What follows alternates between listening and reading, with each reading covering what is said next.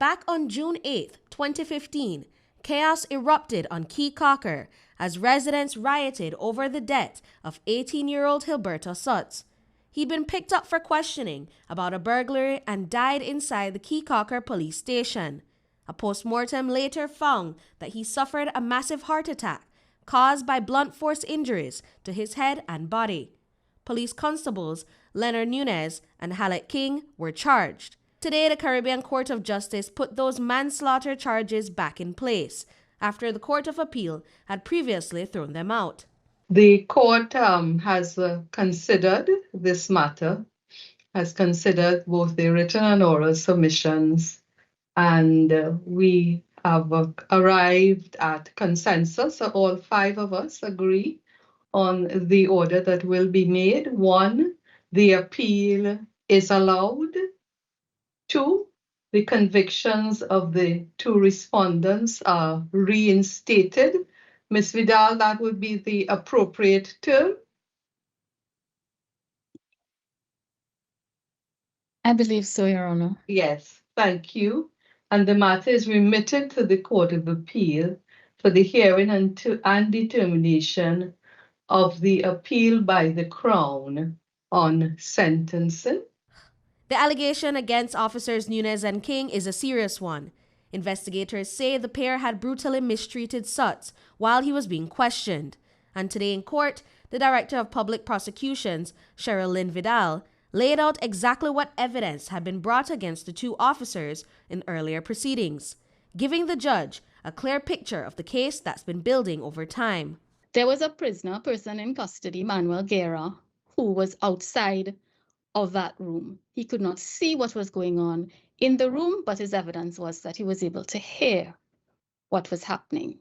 And he gave evidence of hearing, bawling, and pleas to stop, and a slapping sound, and then hearing everything go quiet.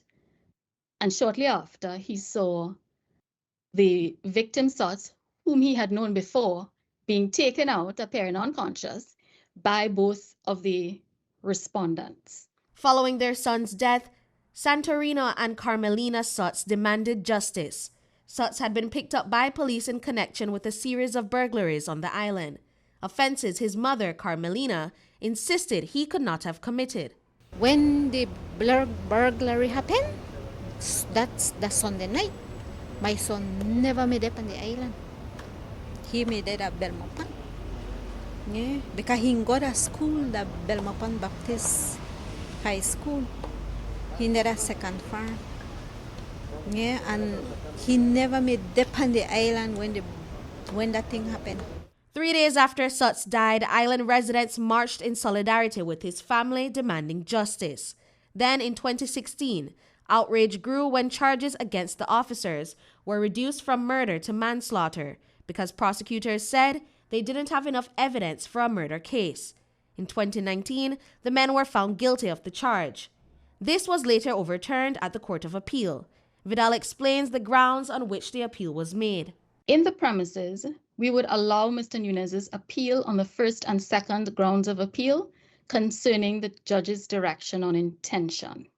We would also allow Mr. King's appeal on the fourth ground of appeal concerning the judge's failure to exclude prejudicial evidence. Vidal flatly dismissed those arguments, and the Caribbean Court of Justice ultimately threw out the appeal. This means that King and Nunez will return to court to face the manslaughter charge, turning a new page on the Sotz lengthy battle for justice. If I say the police killer, maybe I the judge wrong. I don't know.